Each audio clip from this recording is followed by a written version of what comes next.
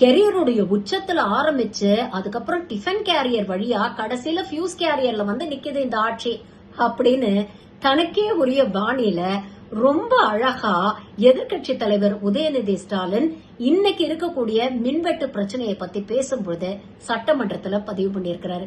என்ன பேசியிருக்கிறாரு அதுதான் இன்னைக்கு சோசியல் மீடியால வைரல். பாருங்க. முன்னெல்லாம் புயல் மழை நேரத்துல ஸ்கூலுக்கு லீவ் விடுவாங்க. ஆனா இந்த ஆட்சி அமைஞ்ச பிறகுதான் முதல் முறையா கரண்ட் இல்லைன்னு ஸ்கூல்ஸ்க்கு லீவ் விட ஆரம்பிச்சிருக்காங்க. சென்னை, பெரம்பூர் மற்றும் வியாசர்பாடியில கடந்த ஜூன் 9ஆம் தேதி அன்னைக்கு 4 தனியார் பள்ளிகளுக்கு கரண்ட் இல்லைன்னு லீவ் விட்டாங்க.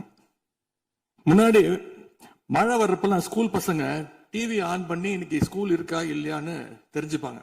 ஆனா இப்பெல்லாம் டிவி ஆன் பண்ண முடியலன்னு தெரிஞ்சுக்கிறாங்க. சரி, இன்னைக்கு கரண்ட் இல்லை, இன்னைக்கு ஸ்கூல் லீவ் தான் அப்படின்னு. ஒரு மிகப்பெரிய ஒரு அட்வான்ஸ் டெக்னாலஜி இந்த அரசு உருவாக்கி இருக்கு. எதிர்கட்சியான எங்க பொதுக்கூட்டத்துலதான் பவர் கட் ஆகுதோன்னு நான் கூட நினைச்சிட்டு இருந்தோம், வருத்தப்பட்டோம். ஆனா அமைச்சரவையில இடம்பெற்றிருக்கக்கூடிய விடுதலை சிறுத்தைகள் கட்சியுடைய தலைவரான அண்ணன் திரு தொல் திருமாவளவன் அவர்களும் பவர் கட்ல பாதிக்கப்பட்டிருக்கிறார். விடுதலை சிறுத்தைகள் கட்சியுடைய தலைமையகத்துக்கு முன்னாள் ஒன்றிய அமைச்சர் முன்னாள் அமைச்சர் அண்ணன் ப சிதம்பரம் அவர்கள் போயிருக்காரு. ஒரு உள்ள போனோடனே கரண்ட் கட் ஆயிடுச்சு. கிட்டத்தட்ட 1 மணி நேரம் 2 பேரும் இருட்டிலே உட்காந்து பேசியிருக்கிறாங்க. கரண்ட் வருமா வராதான்னு ஏசி ஓடல, வேர்த்து கொட்டி 2 பேரும் பேசிட்டு இருந்திருக்காங்கன்னு அண்ணன் திருமா அவர்களே பதிவு போட்டிருக்கிறார்.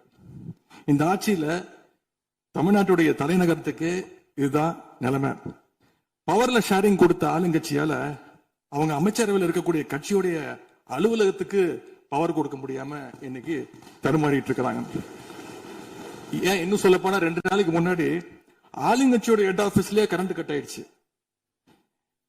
அப்போ அங்க வந்தவங்க எல்லாம் ஆளுங்கட்சியா இருந்தும் பனையூர்லயே பவர் இல்லையேன்னு புலம்பிட்டு போனதாக தகவல் வந்திருக்கு.